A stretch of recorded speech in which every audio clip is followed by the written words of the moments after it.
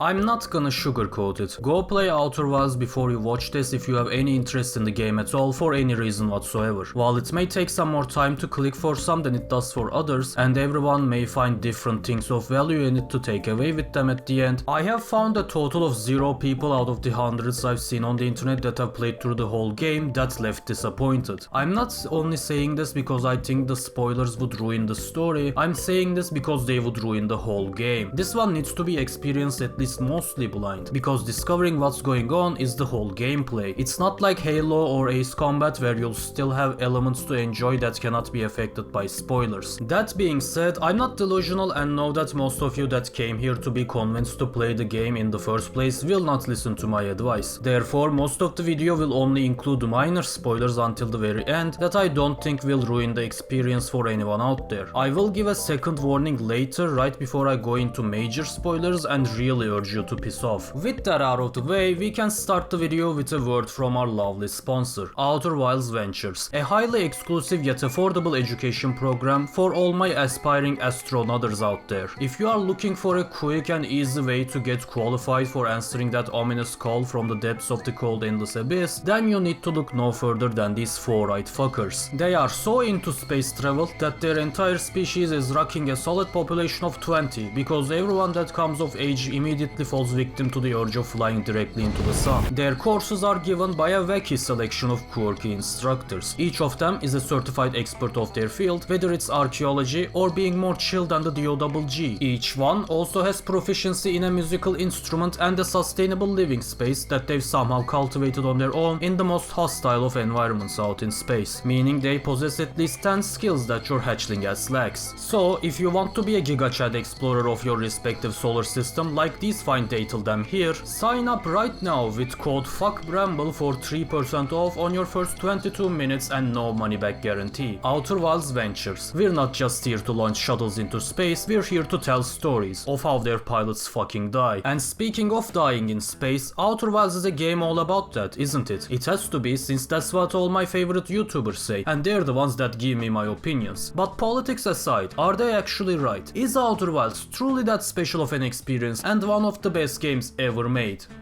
Yes, but not just because of the reasons you may think. I'll be first to admit that some games are more fun to watch than actually play. For my chimpanzee brain morbidly dependent on stimulation, Mr. Fazbear's Mild Ride is somewhat underwhelming without the constant Markiplier noises, and one may be inclined to dump Outer Wilds into that same category. In our busy and stressful day-to-day lives, it's only natural that for most of us, video games have two genders. The quote-unquote fun stuff that most people actually play, and the artsy bullshit about depression that is devoid of easily accessible dopamine spikes. The latter is for the Aryan Literature Club to make 1,000 video essays about, which you can then listen to in the background while doing your daily quests in the former for your regular dose of loot box currencies. But what if I told you that Outer Wilds is a non-binary game that refuses to conform to your gender norms? I would expect you to then ask the million-dollar question. So wait, Sarp, are you telling me that Outer Wilds is not just a museum exhibit about the nature of existence and mortality, but also an actually fun video game? And the answer is a resounding fuck yeah.